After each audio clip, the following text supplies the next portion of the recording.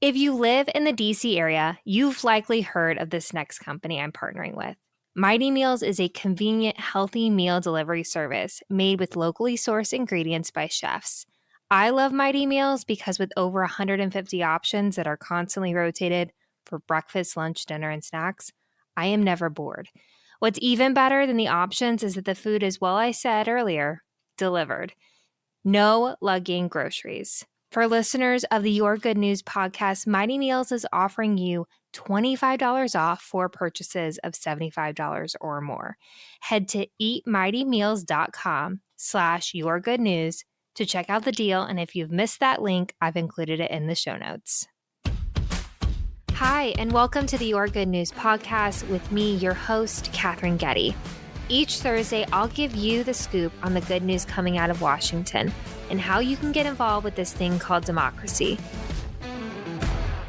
Welcome back to another episode of the Your Good News podcast. I hope you watched the TikTok CEO last week in the House Energy and Commerce Committee meeting. And if you haven't heard my take on what's happening with TikTok, why is Congress concerned with it, I talk all things in last week's episode 86. So head there for more. But as for this week, I want to keep you posted on the appropriations process as well as do one more segment honoring Women's History Month. So, first things first, all things appropriations. It's the backdrop of what's happening in Washington. Everyone knows that appropriations process has kind of kicked off. And so, I want a quick refresher. Appropriations are decisions made by Congress really on how to allocate the portion of federal spending that's discretionary. So it ranges from national defense to food safety to education to salaries.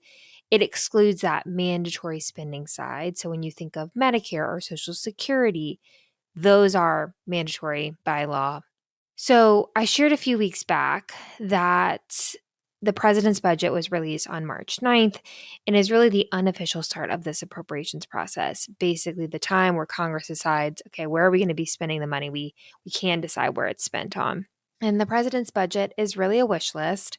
Given divided Congress, so, Republicans in control of the House, Democrats in control of the Senate, the president's budget is unlikely to become law.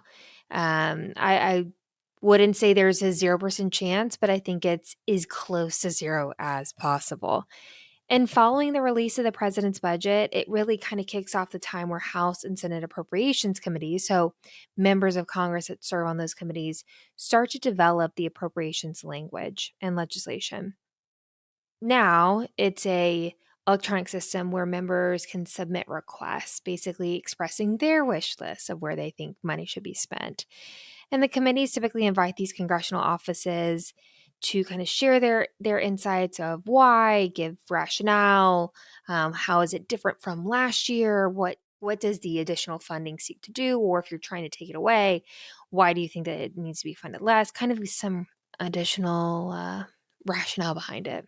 And there are a few types of appropriations requests that are going in right now.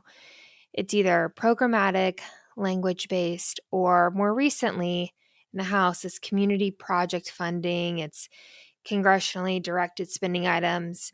Maybe this is another hot take, but it is basically the new earmarks. Everything in Washington kind of feels like a pendulum. Everything old is new. And so earmarks are something that you may have heard in the past of, oh, this was an earmark, or, oh, this insert congressperson got a special deal for his constituents.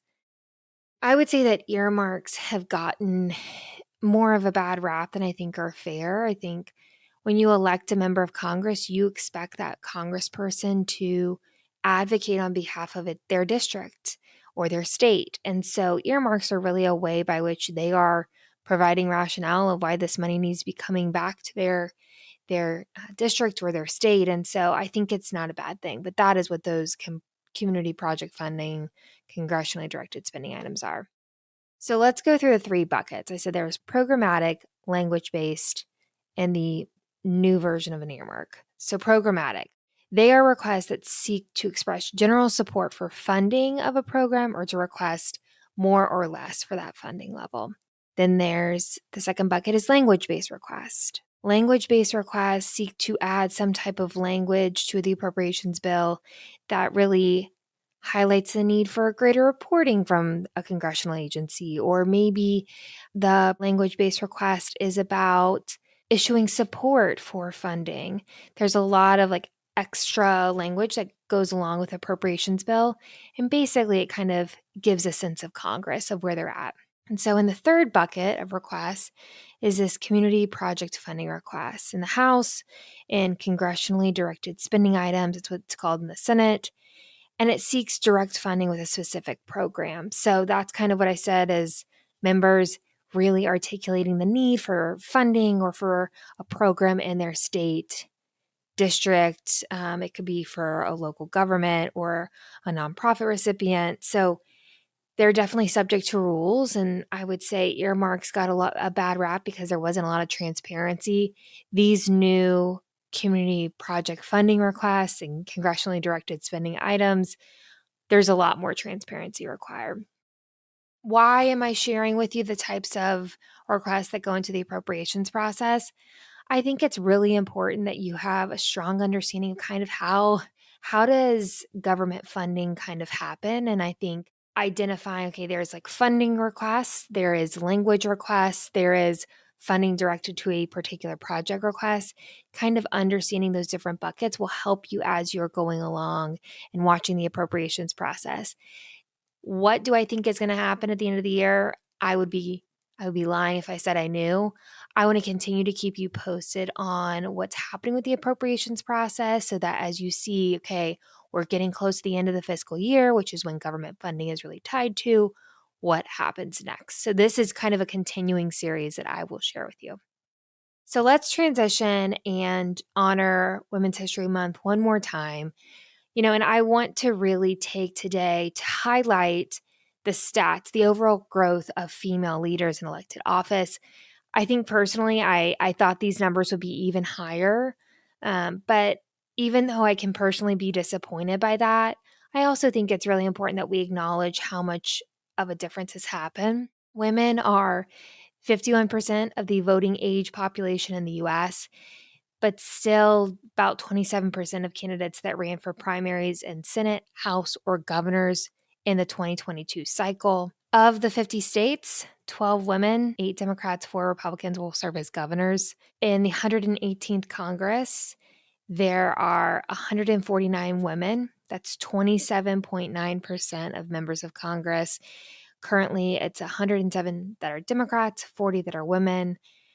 I think this is growing. I love that this is growing even more. But the reason I wanted to highlight these numbers is I want to draw attention to these women that are stepping up to the plate. And I also want to say we have more to go. I hope the state of our politics doesn't hinder candidates from stepping up. And broader, honestly, than just the female perspective, we need more people that have different lived experiences, different views come to the table to create good public policy. I think we can all agree that we are stronger when we are together. It sounds like such a cheesy tagline, but my hope for sharing more about politics is demystifying and giving you the tools to understand and call maybe BS when you see things happening in the world. And I hope you step up to the plate. Honoring these women and how far we have come and having women in elected office is awesome. But I think we all know there is so much more to go. Thank you so much for joining today's episode. It was awesome to kind of give you a quick update on the appropriations process. Where are we at? And then also close out honoring Women's History Month with just some facts and figures on where we're at, but also saying there's so much more to go. I hope you enjoyed today's episode of the Your Good News podcast. Follow me on Instagram. My handle is at Katherine Getty. I'd love to hear more on what you'd like to hear from this podcast. If there are things you've seen in the news that you got some questions on, let me know. Follow me on Instagram. Also, go ahead and hit subscribe where you listen to podcasts. That way, every Thursday, a new episode of the Your Good News podcast will be in your inbox. And as always, tune in next week to another episode of the Your Good News podcast.